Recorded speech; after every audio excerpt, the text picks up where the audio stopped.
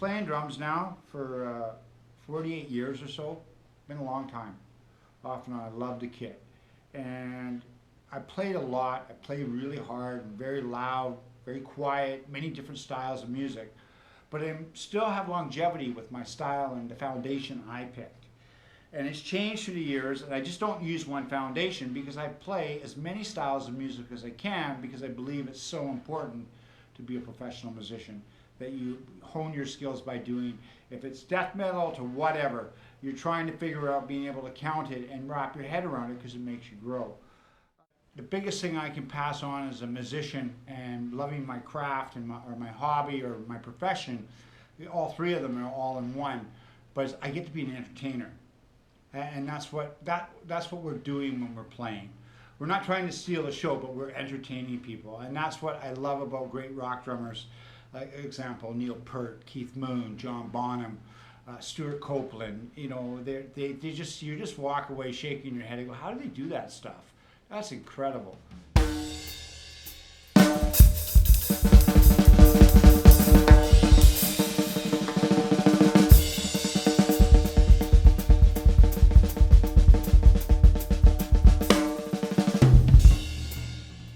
I think when in learning an instrument, our end goal is music. You know, we love music. So it's really important that when we're playing, we do what we enjoy, but we have to have those fundamentals, you know, that foundation. We talk about technique, hand control, and all the masters. Even when you're building a house, you know, if you're building a cake, it has to have a good recipe or a foundation. So when we're sitting, I like to be parallel. I want to be right on all my work, that I can move fluently with no pain. And when I was a young drummer, I made a mistake. I thought I could hear better. I did a lot of this because my bloody guitar player was so loud, Harry Deegan, that when I was a kid, it just killed my ears. But he was so good, but I thought I could hear better. But what it did was really hinder my drumming and gave me back problems. So when I started teaching, I broke it down to playing with great dynamics for one, and discipline. And discipline to me is sitting properly, setting your kit up as a pro to go perform well. If you set your instrument up well, you will perform well. You won't have nightmares on stage. But sitting from the middle of the snare drum, we're really comfortable. Just make sure that your hands and your body can touch everything very simply.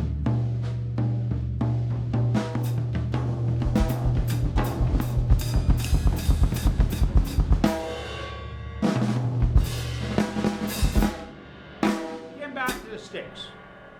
Okay? Hold them up with your thumb like that, 2/3 of the way down.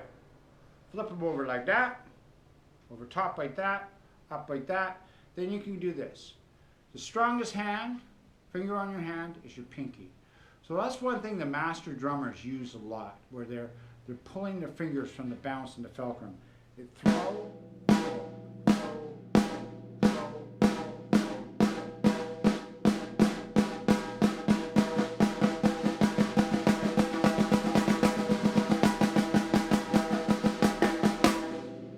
basically we have this exercise. This is a very good technique for fingering.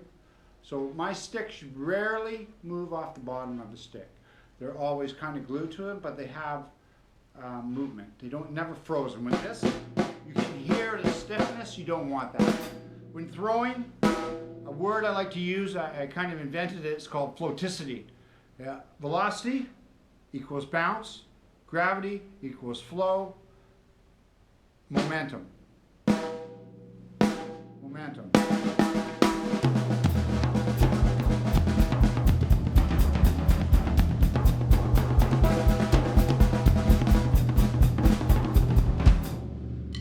In this case, I use the word floaticity. I try to approach the drum set. If you watch Buddy Rich, Louis Bellson, the great jazz drummers, where their hand speed and control and their fulcrum off their hands, it never is resisted. It's always moving. It's never held back.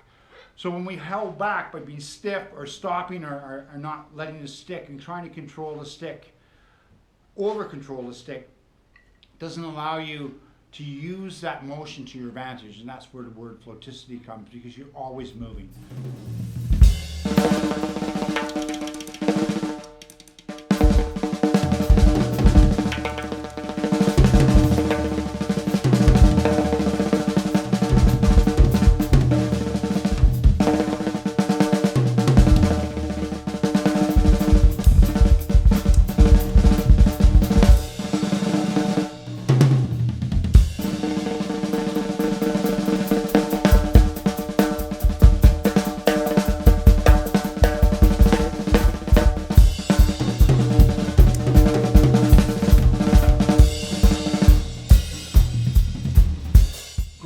jazz drummer, my favorite drummer, Buddy Rich, was using, traditional grip, right? Buddy's left hand would probably break the world record of a day with two hands. He's just amazing. But I'm going to go over some jazz technique with a traditional.